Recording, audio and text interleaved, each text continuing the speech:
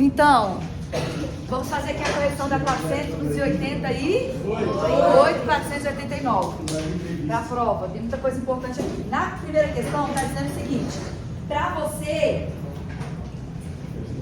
é a alternativa correta. Eu acho que vai ficar espelhado se eu escrever, não vai?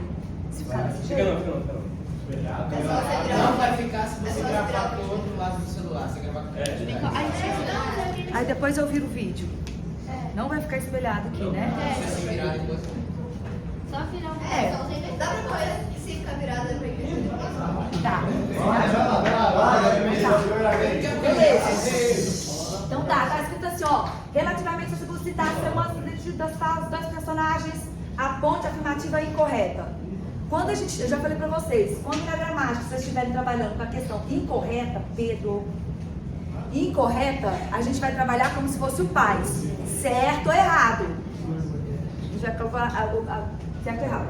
Então tem lá, os sujeitos de sabe, primeiro quadrinho, e ficou, terceiro quadrinho, tem a mesma classificação.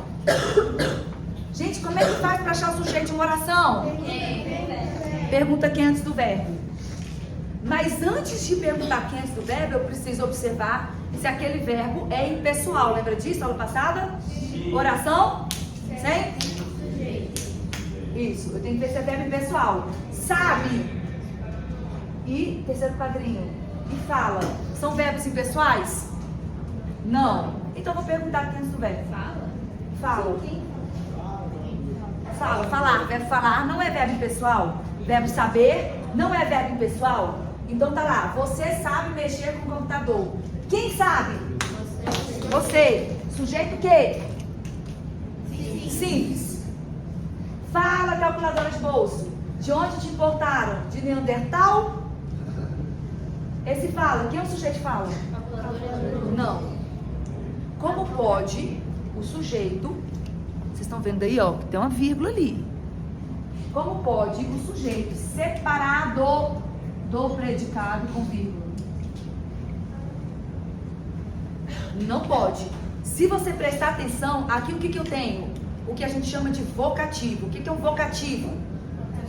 Vem do latim vocare, que é a mesma raiz da palavra vocação.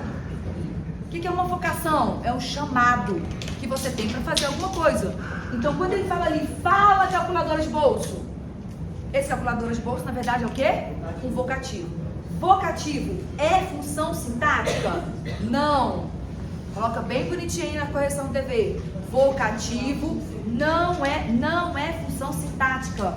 Porque para ser função sintática tem que se relacionar com alguém. Lembra disso? Para ter relação, tem que relacionar. Para ser sintaxe, tem que relacionar. O vocativo não se relaciona com ninguém. Ele é apenas um chamamento no meio do discurso. Então, e outra coisa, sempre que vocês estiverem observando o sujeito e esse sujeito estiver no modo imperativo, o que é modo imperativo? Ordem pedido. Henrique, você queria perguntar um negócio? E o vocativo tem a ver com a função fática para começar a falar de comunicação? Ele é Que função é essa? É a fática ou a apelativa? apelativo. Ele é apelativa, porque eu estou trazendo para quem pro discurso? O receptor. A fática, só se fosse, né? Tá? Oi. Tchau. Eu vou testar se o canal tá, a gente está ou não em comunicação. Não é fática, a gente tem a função apelativa, porque é a presença do receptor. Mas não se relaciona, como ele vai se relacionar com o sujeito? Ele não se relaciona com ninguém. A palavra Por isso ela não é uma função sintática. É só precisa saber disso. Vocativo não é função sintática.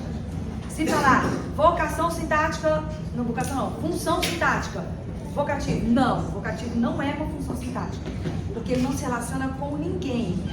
Se eu tirar, ele vai fazer a menor diferença. Ele está ali só para fazer um chamamento no momento do discurso. No momento do discurso. Mas ele não se liga a ninguém. Ninguém. Pode. Aí eu vou lá, fala calculadora de bolso, fala. Não está dando uma ordem?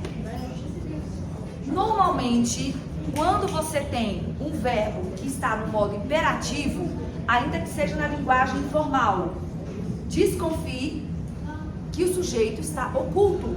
Fala você, calculadora de bolso.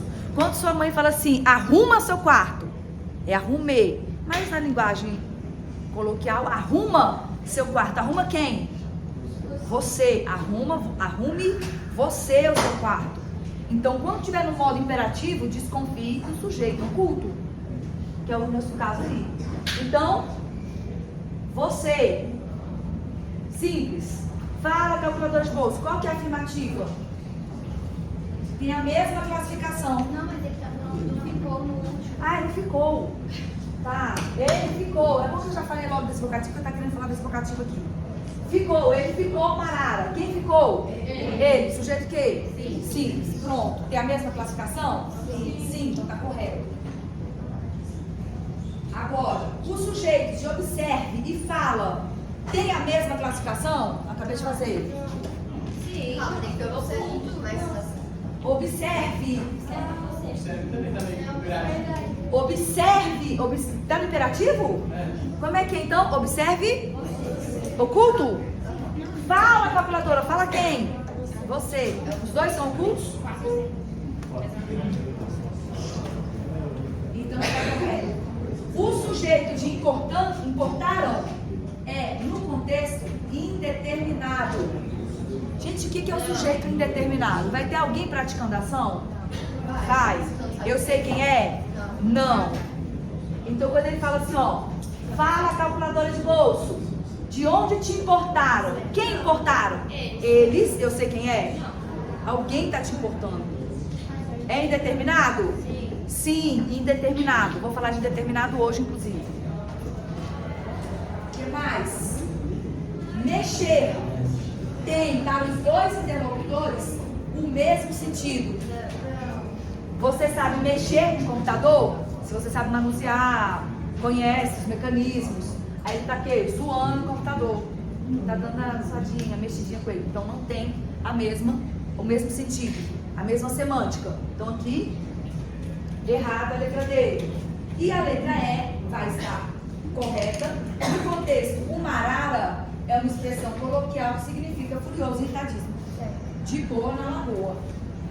A2, eu vou pular, não vou trabalhar com vocês agora, porque eu quero falar, porque A2 eu preciso falar da função sintática do pronome relativo. Então a gente vai ter uma aula sobre a função sintática do pronome relativo e a gente vai voltar nessa 2, ok? 3, que inclusive no dia que a gente estava produzindo, trabalhando, foi... O que é, Pedro, que você está parado igual um 2 de paus? Não, eu não posso parar a aula agora. Eu não posso. Nossa, essa é a questão. Gente. Pausa.